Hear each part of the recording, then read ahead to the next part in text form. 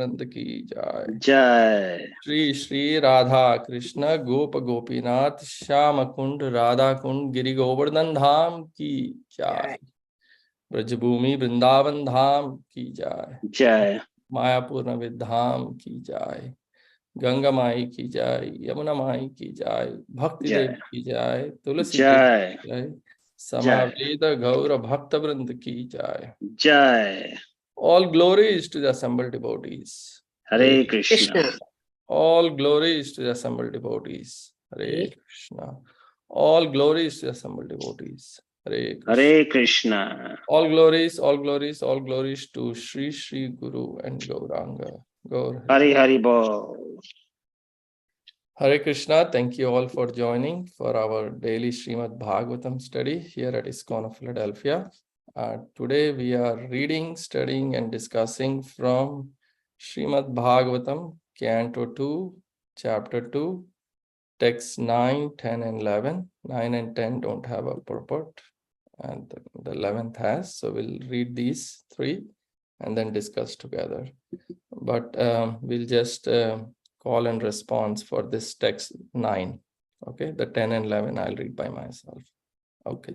Om Namo Bhagavate Vasudevaya.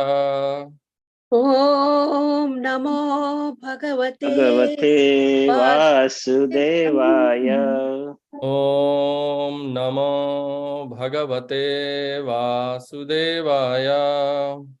ॐ नमो भगवते वासुदेवाय।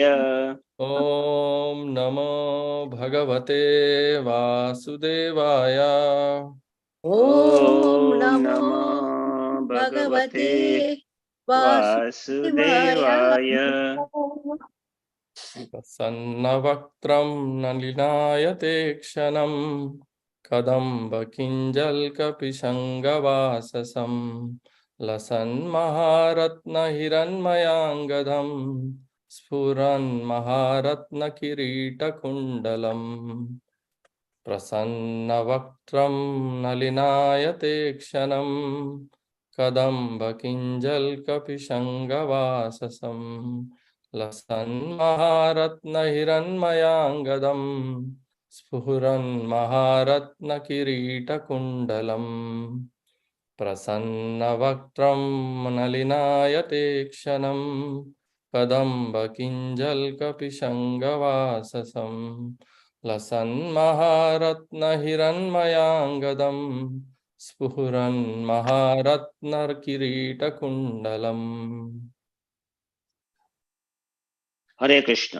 प्रसन्नवक्त्रं नलिनायते क्षणं कदम्बकिञ्जलकृशङ्गवाससं लसन्महारत्नहिरण्मयाङ्गदं स्फुरन्महारत्नकिरीटकुण्डलम्।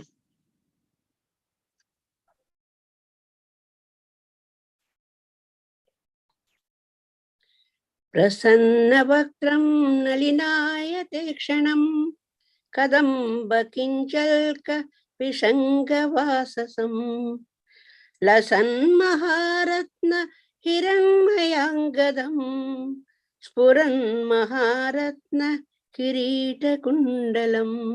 हरे कृष्ण। हरे कृष्ण।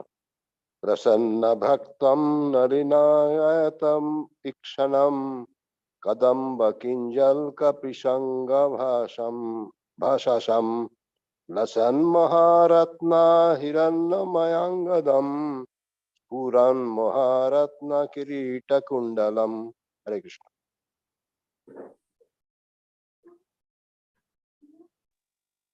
हरे कृष्ण। प्रसन्नवक्त्रं नलिनायते क्षणं कदम्बकिञ्जल्कपिशङ्गवाससं लसन्महारत्नहिरण्मयाङ्गदं स्फुरन्महारत्नकिरीटकुण्डलम्। हरे Krishna. Thank you.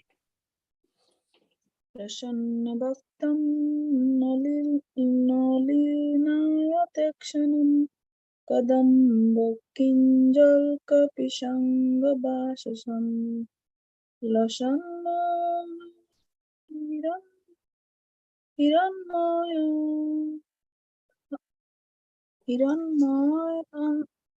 हिरण्मयङ्गदं स्फुरत् महारत्नकिरीटकुण्डलम्।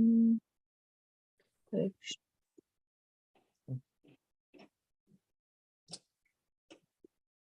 Anyone else?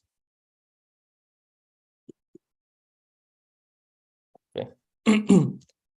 Word to word synonyms. Prasanna expresses happiness. Vaktram, mouth.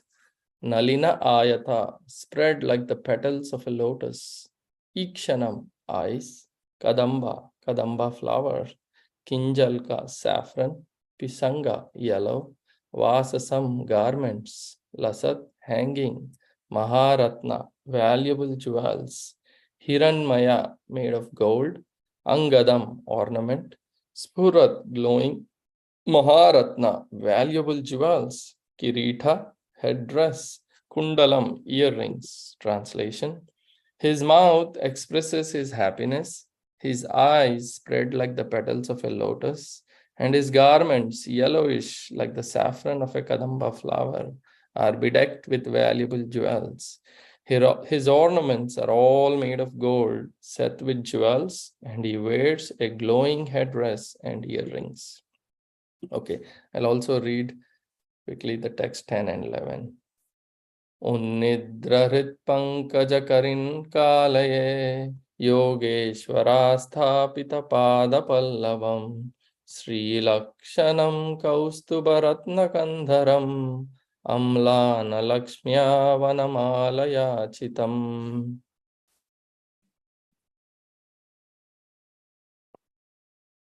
Translation. His lotus feet are placed over the walls of the lotus-like hearts of great mystics.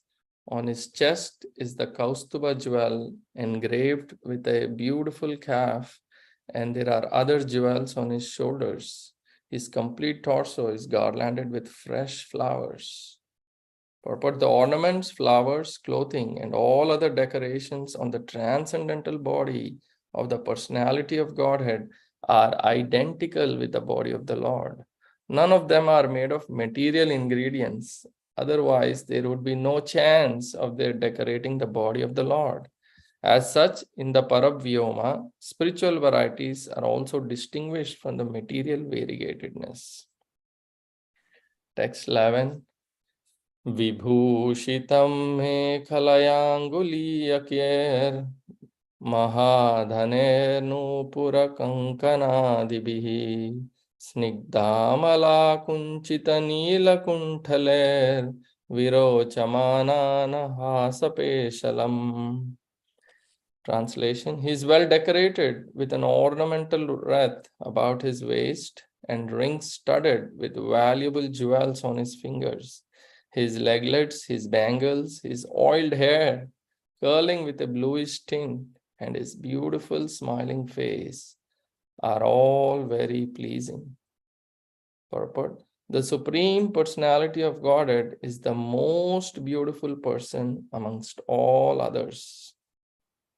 And Srila Sukadev Goswami describes every part of his transcendental beauty, one after another, in order to teach the impersonalist that the personality of Godhead is not an imagination by the devotee for facility of worship, but is the Supreme Person in fact and figure. The impersonal feature of the Absolute Truth is but his radiation, as sun rays are but radiations from the sun. Om Ajnana-Timirandhasya Jnananjana-Shalakaya Chakshurunmilitam Yena Tasmai Shri Guruve Namaha. Shri Chaitanya Manobhishtam Sthapitam Yena Bhutale Swayam Rupa Kadahamayam Dadati Sapadantikam. Nama Om Vishnupadaya Krishna Presthaya Bhutale Srimate Bhaktivedanta Swami Nitinamine Namaste Saraswate Deve Gauravani Pracharine Nirvisesha Shunyavadi Paschatya Deshatarine Jaya Shri Krishna Chaitanya Prabhu Nityananda Shri Advaita Gadadhar Srivasadi Gaura Bhakta Vrinda. Hare Krishna Krishna Krishna Hare Hare, Hare Rama Rama Rama Hare Hare. Hare Krishna, thank you all for joining. Thank you for giving me the opportunity to speak. I'm certainly not qualified, but I'll try to repeat what I've read and heard, primarily for my own purification. And hopefully it's pleasing to the Lord and his devotees. Also, before I speak, I seek blessings and permission from all the Vaishnavas on this call. Hare Krishna. So, this translation, his mouth expresses his happiness, his eyes spread like the petals of a lotus, and his garments, yellowish like the saffron of a kadamba flower, are bedecked with valuable jewels. His ornaments are all made of gold, set with jewels, and he wears a glowing headdress and earrings. Very beautiful verse. In the previous chapter, we were discussing about the gigantic Virat Rupa form of the Lord, right? The material gigantic conception of the personality of Godhead. And Sukadev Parikshit Maharaj was asking this question, how to fix the mind and on what to fix the mind. So, and then in this chapter, we are talking about fixing the mind on the Lord in the heart, on the Paramatma, how we can fix our mind and render service unto that super soul who is situated in our heart, because he is the almighty personality of Godhead, and he is eternal and he is unlimited, and he is the ultimate goal of our life. So in previous verses, in yesterday's verse, we read about the size of that Paramatma was described, right? About 8 inches. And then how the Lord, which form of the Lord is there? The four-handed form of the Lord carrying a lotus, a wheel of the chariot, conch shell, and the club.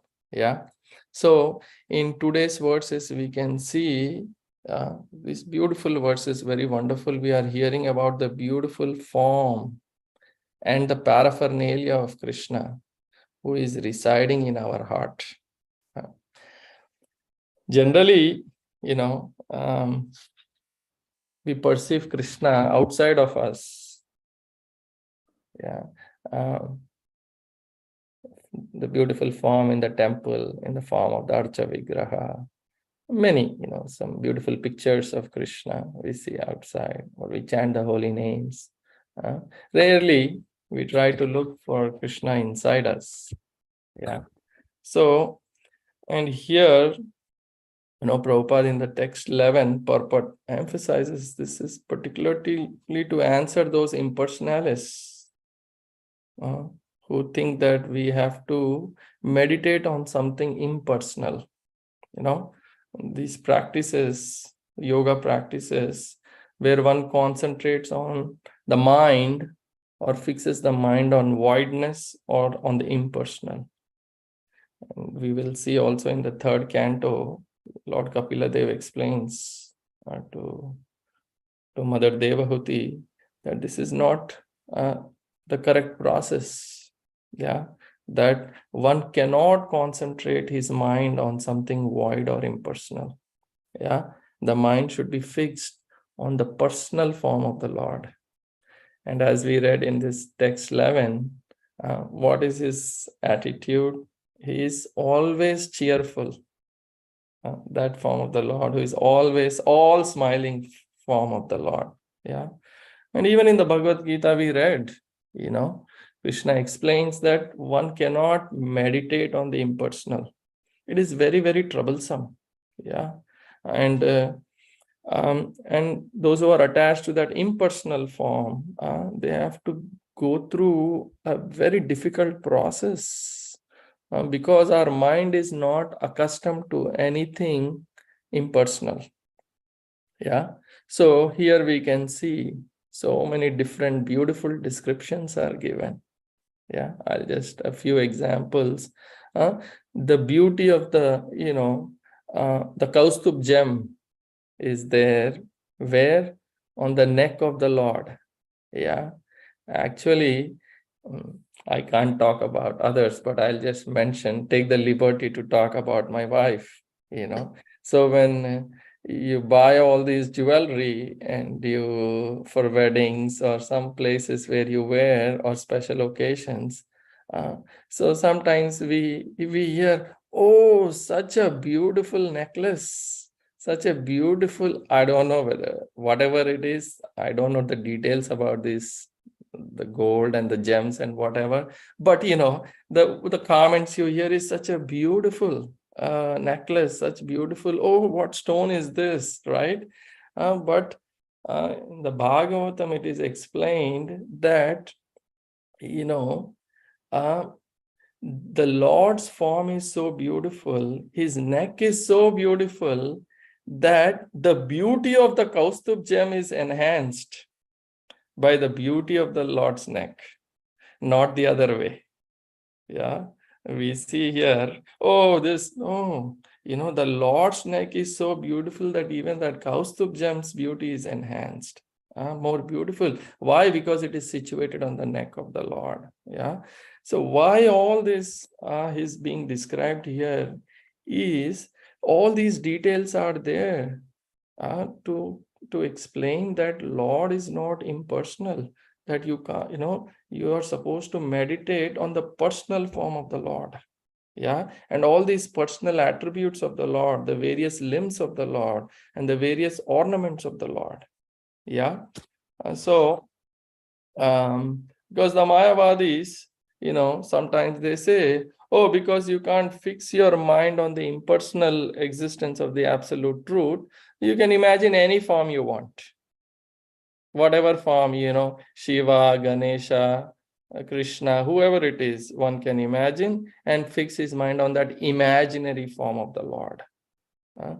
And that, here, there is nothing imagination, very detailed description is given of the beautiful form of the Lord. Yeah, because elsewhere Prabhupada explains, this process of imagination is very dangerous, He says imagination is always imagination. And it results in what? Any guesses?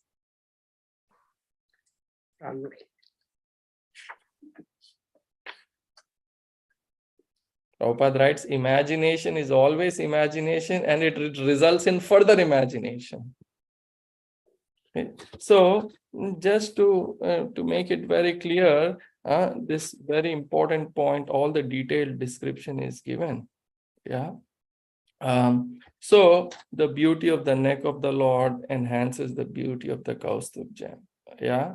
And then also these beautiful flowers are described, the garment of the Lord is described as saffron yellow.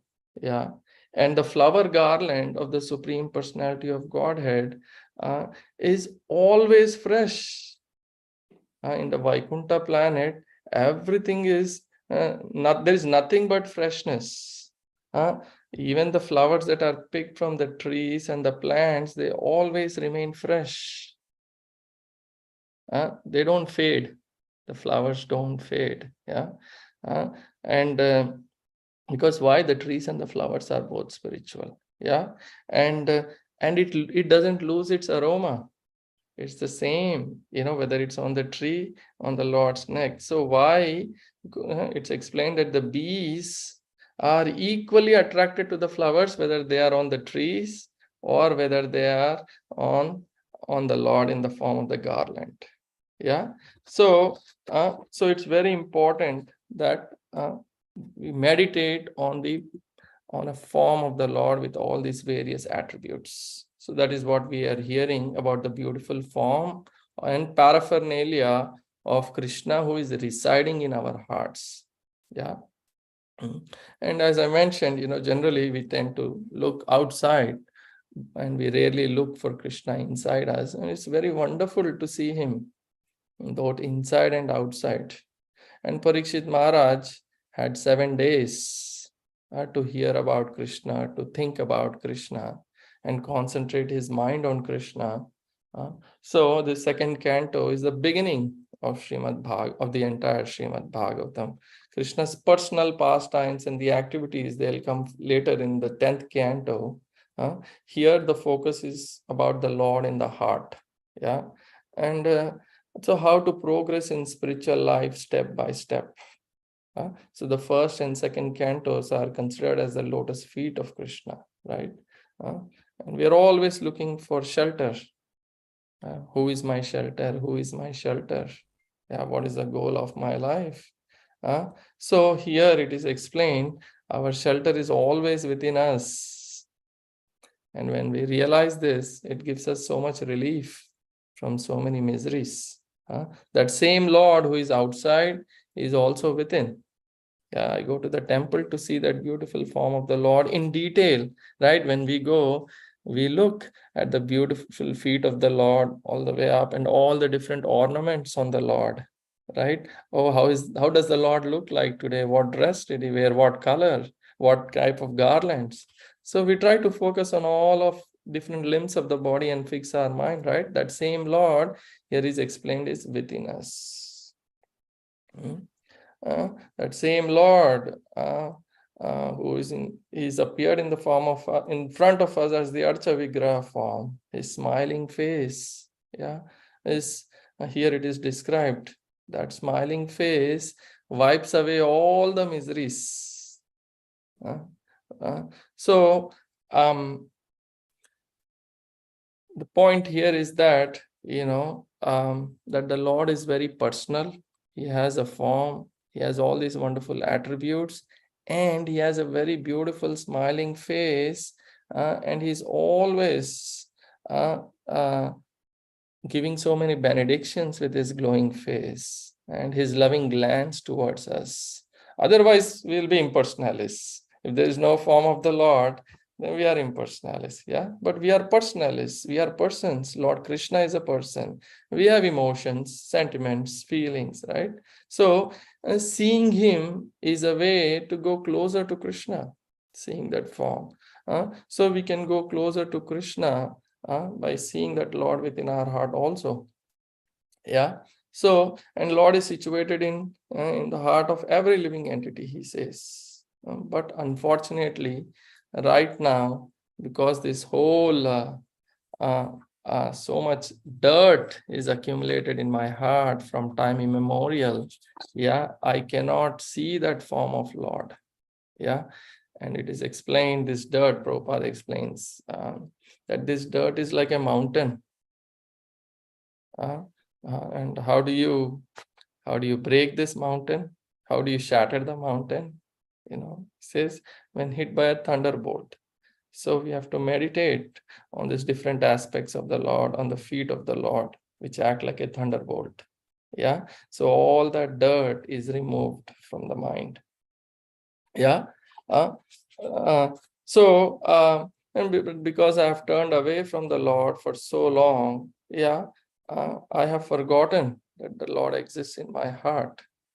But if I turn towards him, awaken my forgotten relationship with him, and when I start acknowledging that, yes, that Lord is present in my heart, then he will start reciprocating. Then he will guide us in the path of bhakti. Because Krishna says, Mama evamsa jiva loka jiva bhuta sanatana, that everybody is mine. Everyone is my part and parcel. So Krishna says, you're all mine. And we see great personalities, Mahatmas, they also, who are very realized, they also say Vasudeva Sarvamiti. Some Mahatmas are Durlava. So we have to follow this path of such great devotees for whom Krishna is everything. Krishna says, you're mine. Great devotees also say, wherever I see Krishna. Right? Inside, outside, everywhere I see Krishna. So their mind is attached to Krishna. So everywhere they can see, within, without. So this realization, so advanced, experienced devotees, they realize the Brahman, Paramatma and Bhagwan simultaneously. These experienced devotees, they know same person is within me. Golokeva Kilatma Bhuta, right? Krishna, who is residing in Goloka, has entered into the heart of everyone. And when I realize this, then I'll be fully absorbed in the Lord. Yeah. So the same Lord is present. Yeah. Like Krishna explains in the Bhagavad Gita, he pervades every atom. He is in every body. Yeah. And this body is like the house where the two souls reside. Yeah. In the individual soul and the Paramatma. So then if I can realize this point, then I can see Krishna. Then we are never alone. Yeah, we see Krishna in our heart. Like Prabhupada, when he was asked when he came to America, he said, my Guru Maharaj and Krishna are always with me. Not a moment such great personalities forget Krishna. This realization I'm talking about. And Prahlad Maharaj also, we hear in the 7th canto, was fully realized. He realized Brahman, Paramatma and Bhagavan. And that's how these great personalities become fearless, because they are dependent on Krishna within the heart. They take shelter of that Krishna. Otherwise, we are very helpless, completely helpless. We can feel that security and happiness only when we feel Krishna's presence. Yeah. But he is there everywhere, inside, outside, but we need to capture him. Yeah. And the process is this devotional service through the process of surrender. We need his shelter, without which, we'll be in constant fear and suffering. So Sukadev Goswami, through Sukadev Goswami, we are reminded that Krishna is our goal, shelter. He's our eternal friend. We are just to be with him. Yeah. So this we saw in the previous chapter. And we'll read, when Brahma was not able to understand what to do, everything was hollow. Yeah, he concentrated his mind on the Virat Rupa. And Arjuna also saw that Virat Rupa within the transcendental body of the Lord. Yeah. So same transcendental personality is present in everything. Yeah.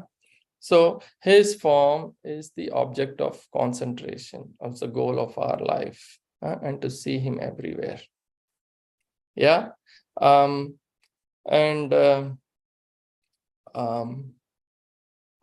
The other thing I wanted to mention here is about how the smiling face of the Lord. Yeah. I'll ask this question. We see that Lord is smiling. Is he always smiling, no matter what the situation is, the external situations are? What do you think? Or do you see the Lord sad anytime? Yes? Is the Lord always smiling? You're on mute, Vrindavanesh. Vindhyavali Mataji, sorry. Always smiling. Yes. I feel that he is always smiling. Yes. Can you think of some examples where the external situations are maybe very dramatic or very catastrophic and Krishna is still smiling? When baby Krishna demons చంపినప్పుడు Putana చంపినప్పుడు. Yes, when he was killing the demons, or when he's always smiling. Yes. Shishupal Prabhu, when Shishupal was criticizing Krishna in front of everyone, he gave so many, he was accusing 99. Krishna for everything. Yeah, so Krishna was smiling that time too. Yes. Yeah. Any other examples? Hare Krishna, Prabhu. Yeah. And Krishna was smiling when Arjun was bewildered. In the 18th chapter, he was still smiling, and then he said, leave everything and surrender to me. And he was smiling when the Arjun was bewildered. Yeah, yes. Right. Actually, not at the end of the 18th chapter, but right up front in the first chapter itself, when Arjuna was so confused. Yeah, he put his bow down. He was full of compassion. And when he asked Krishna to take him in the midst of the battlefield, yeah, Arjuna was down. but Krishna looked at him and was smiling. Yes. Even in the Bhagavatam, in the previous canto, was that 7th chapter, right? The son of Drona punished when Ashwadhama killed the 5 sons of Draupadi.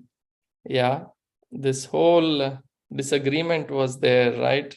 Some of them said, well, we have to kill Ashwadhama. Some of them said, don't kill Ashwadhama, right?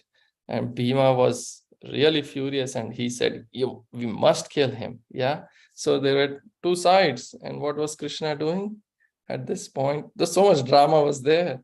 He was smiling in the midst of all this. Yeah. So no matter what the external situations are, Krishna is transcendental, so he's always smiling. Yeah. And even there is another example. Yes, Prabhu. How about as the universal form? He wasn't smiling then, though, right? Good question. I don't know. I would.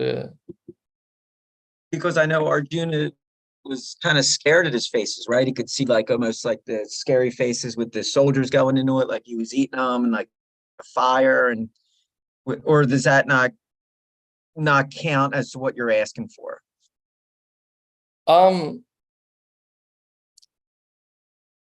It can't.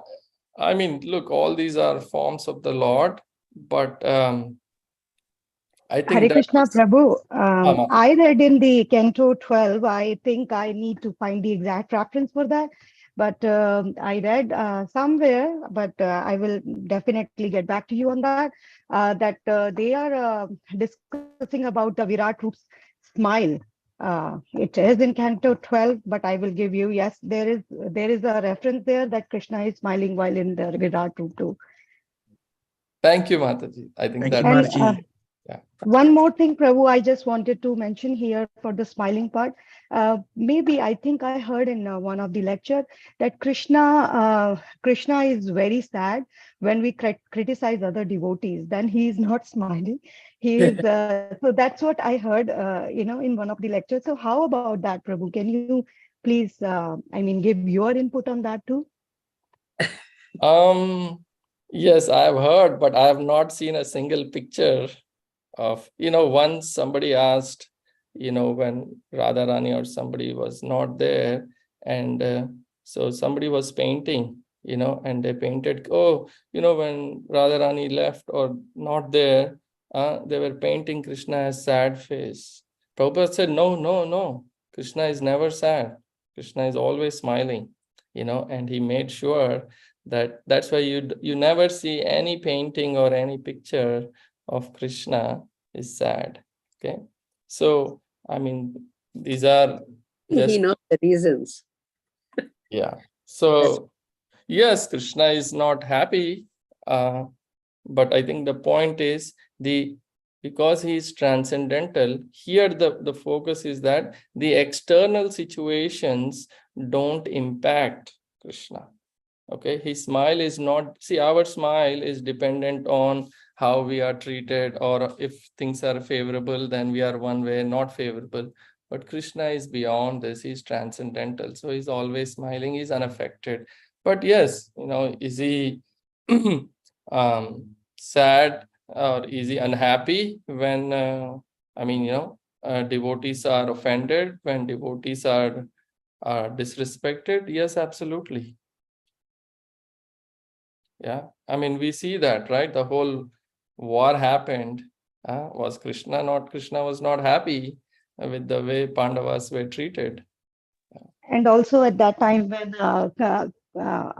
Bhishma Pitama was striking Arjuna very badly, at that time, Krishna was really upset. And I think in one of the pictures I saw that Krishna is really not smiling there because he was really upset with Bhishma Pitama, what he is doing to, with Arjuna. Yeah, different rasas, yes, but all I was trying to say, all these, you see the beautiful forms of the Lord in the temple, right? You always see Krishna is smiling. And same way the Lord in our heart is also always smiling. Yeah, but yes, depending on the rasas, there may be different moods. Yes, but the pictures and the paintings and all the deities that we see, the Lord is always, yeah. That's my understanding. Is that okay? That's good, Prabhu. Yeah.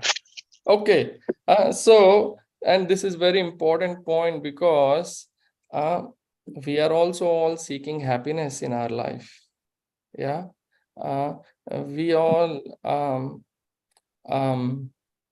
want to be happy. We are meant to be happy. So Krishna is Satchitananda. He's always blissful.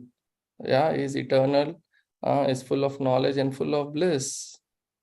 Like same way, we all want to make friends who are happy. Nobody wants friends who are sad, morose, right? No, we don't want to be sad.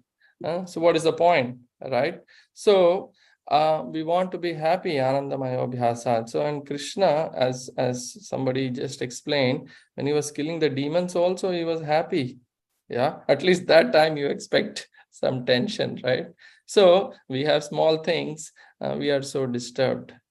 So anyways, the point here is that we also, just like Paramatma is always smiling no matter what is happening in the universe, because he's Atma Rama. Yeah, he's always happy by the very nature, and he is independent and fully satisfied. But we cannot be happy without Krishna. Yeah, he is not dependent on on anyone for his happiness. He, for his spiritual pleasure, he expands, the unlimited forms, Krishna, but Krishna is always happy. Yeah, and same way, we have to meditate on that Paramatma in the heart. The whole point here is in the heart, who is always happy. Krishna knows everything that's going on, sitting as Paramatma in our heart. And Prabhupada says somewhere that there is nothing lamentable in the kingdom of God. So many times we complain, oh, this should not happen, that should not have happened. Now, so many people question, oh, what was God doing? Yeah. Oh, how come he helped Draupadi? How come he didn't help so and so person? Why didn't he do anything when this happened, when that happened? Yeah. Why? Any answer? Any thoughts? How would we answer? So many things are happening. How come Krishna didn't come to help us? Sometimes people argue like this. Until we call wholeheartedly, he won't come. So that's what I read in that Vidura says, that not Vidura, I think. He says, when they're playing this gambling, that pachkas, then why didn't you go? When Draupadi was there doing all that Vastaparan, how come you didn't go at that thing? They says, nobody called me. I was standing at the door. So Yes. unless she called, that she just raised her hand and she said, Krishna, he didn't come. Because her own husbands were there, grandpas were there, and all senior people are there, but nobody can come forward. So he says, until she called wholeheartedly, I didn't go. And same thing with gambling also. How come you didn't go? They were just losing. And you know that what Kauravas were doing. But he says, nobody called me. They thought we can do. And he put his brothers, and that's what I thought. So until you call wholeheartedly, he just... So because we don't have a personal relationship with the Lord. Yeah. Prabhupada gives this example. Let's say there is a king. Yeah. If a king's son falls into the water, the king will personally jump. But for somebody else, the gods will go, right? Fall in the water. Same way for devotees who have a personal relationship, the Lord protects. The Lord protects. He says, Tesham satata yuktanam bhajatam priti purvakam dadami buddhi yogam tam yenamam upayantite. I give them the understanding by which they can come to me. So Krishna says this. And so many I was reading through and remembering in the Bhagavatam, some of the great personalities, and this is not some imaginary, as Prabhupada explains, this is not some imaginary form of the Lord in the heart.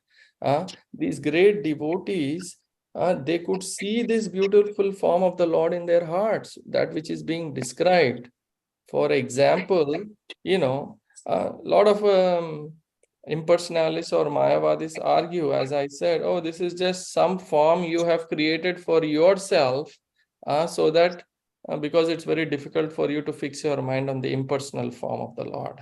Yeah, but that is not true. We can practically see great devotees who could see the beautiful form of the Lord in their heart. For example, Dhruv Maharaj, when at the age of 5, he left home and went to the forest, looking for Krishna. Whom did he meet?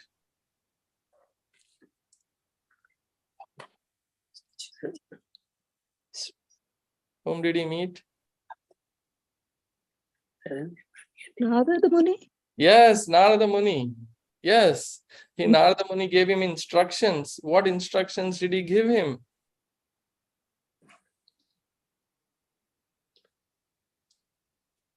To meditate on the Supreme Personality of Godhead, to fix his mind on the Lord in the heart, right? And so the point here is that description that Narada Muni gave, all the details Narada Muni gives, we can read in the 4th canto, that is not imaginary. This form that is being described here, and all these ornaments and the details is understood properly in this parampara system. Like Narada Muni, for example, he gives this description with all the authoritative sources. And who is a better authority than Narada Muni himself? And remember, he is able to go to Vaikuntha Loka. We have so many specific examples where he personally met Lord, right? In Dwarka and other places. So he has seen the Lord personally. And therefore, his description of the bodily features of the Lord is not imagination. This is a very important point. So that is why I was giving that, also was talking about the painting, or the forms of the Lord. Instructions are given how to do nice Krishna's paintings, his bodily features. And these are not imaginary paintings. The description is given through the disciplic succession, just like that just like the same way Narada gave to Dhruva, because Narada Muni personally saw the Lord, so he described his bodily features. That's how we accept. Just like Arjuna accepted Krishna's instructions in the Bhagavad Gita, and then he says at the end, yes, I accept every word you have spoken, sarvam. And that's our process of accepting. Same way Srila Prabhupada felt also. Yes. So when he was coming in the boat, he just felt like Krishna was just taking him for some purpose, and he has to, and he saw Krishna that he was pulling the boat. So that's how we have to have faith, and then it is not imagination, it is there. Yeah, this is not some dogmatic theory. This is very practical. Yeah, so this is also recently, we were practicing for a drama. So we were discussing about, how does Brahma look? You may have seen some pictures where Brahma has a beard, right? How many of you have looked at that one where Brahma has a beard?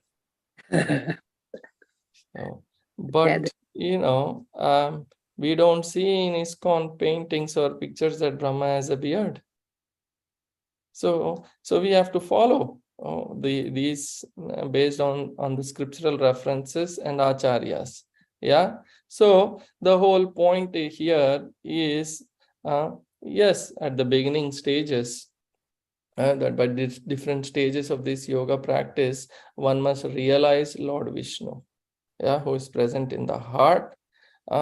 And these so-called yoga practices in which one concentrates the mind on voidness or that impersonal is not approved, as Prabhupada writes in the purport. Yeah. What else? And there is no difference, between the Lord and his paraphernalia, his activities. Everything is spiritual. Everything is transcendental. So in some other places, Prabhupada also writes that, like I said, for practicing devotees, it might be very difficult because of our heart is so contaminated with so many things. I cannot see that beautiful form of the Lord in my heart. So for us, the process of chanting and hearing is recommended. So gradually, through the process of chanting and hearing, our heart, Cheto Darpanamarjanam, our heart is cleansed of all this dirt, and this mountain of dirt is cleared from my heart, so that I am able to see gradually that beautiful form of the Lord in my heart and meditate. And some, again, advanced devotees, they can see the Lord everywhere, like Prahlad and other great personalities. So sometimes, we may not be able to go to temple. Yeah, we can, again, this is a very advanced stage where we can sit and meditate because the same Lord is present in our heart. And what to meditate on, what features are there, you need to know what form is it. It's not some abstract concept. So all these details are given here. Yeah, we can sit in any solitary place and meditate on that form of the Lord.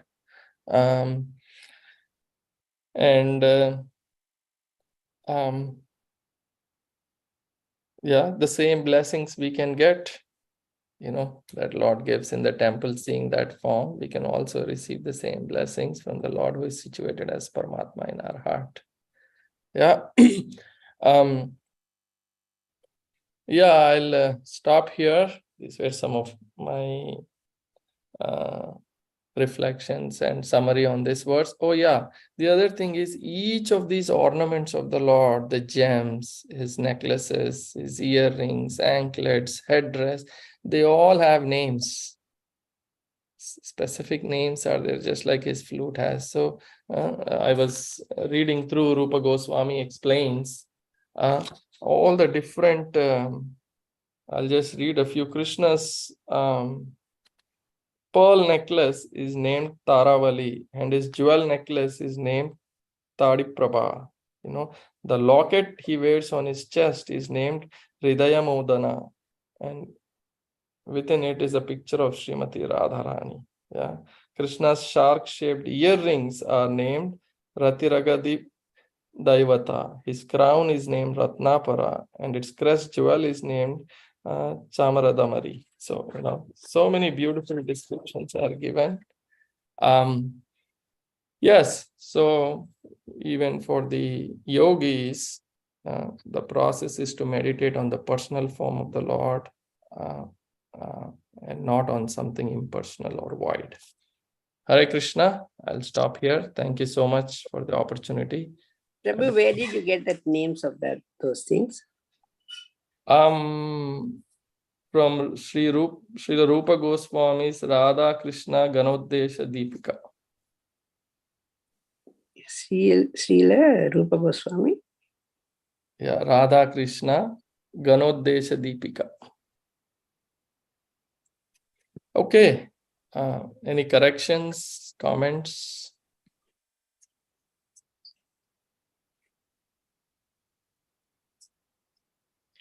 Wonderful, Prabhu. See, listening to all this, that I'm feeling that I have that form of Krishna. It is so beautiful. So looking at him in front, I don't know what we will feel. How those yogis, munis, they felt. But it is so amazing the way he has. Not everybody is meditating. Not all yogis are meditating on this beautiful form of the Lord. Mataji. That's true. That's true. But if you think that it's very beautiful. Yes. This also reminds me, I mean, in the 9 forms of devotional service, Smaranam, this is also a form of devotional service, Navavidha Bhakti. Yeah? Remembering this beautiful form of the Lord in the heart is also a form of service to the Lord, Smaranam.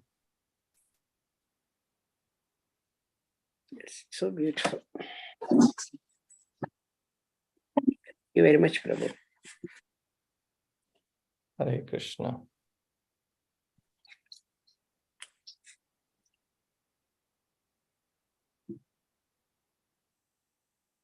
I was asked to end the call if there is no other corrections. Kaivalya Prabhu, Dronacharya Prabhu, any comments, corrections, Prabhu, additions?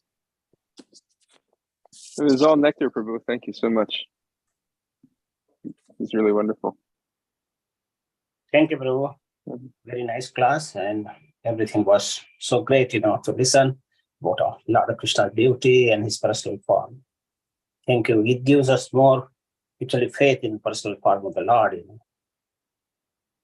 Hare Krishna. Hare Krishna.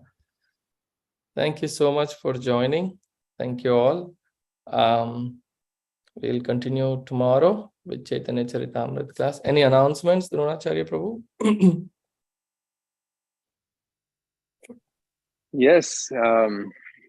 So tomorrow is the auspicious day of Lord Krishna's appearance, Krishna Janmashtami.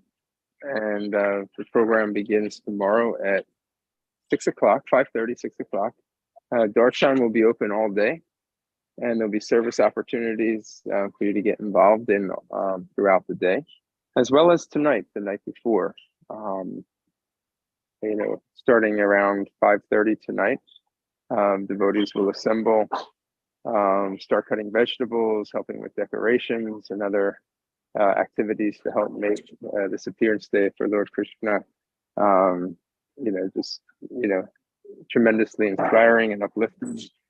And, we hope that we see you all, primarily for the festival, but also for the preparations as well. Any service that you'd like to render, we're more than happy to facilitate. So tonight, starting at 5:30, and then tomorrow, also starting at 5:30, 6 o'clock for the main festival. Hare Krishna. Thank you, Prabhu. Hare Krishna, Grantraj, Srimad Bhagavatam ki jai, Srila Prabhupada ki jai. Hare Krishna, Vancha Kalpatarubhyascha, Kripa Sindhubhyascha, Pavanebhyo, Vaishnavebhyo, Namo Namah.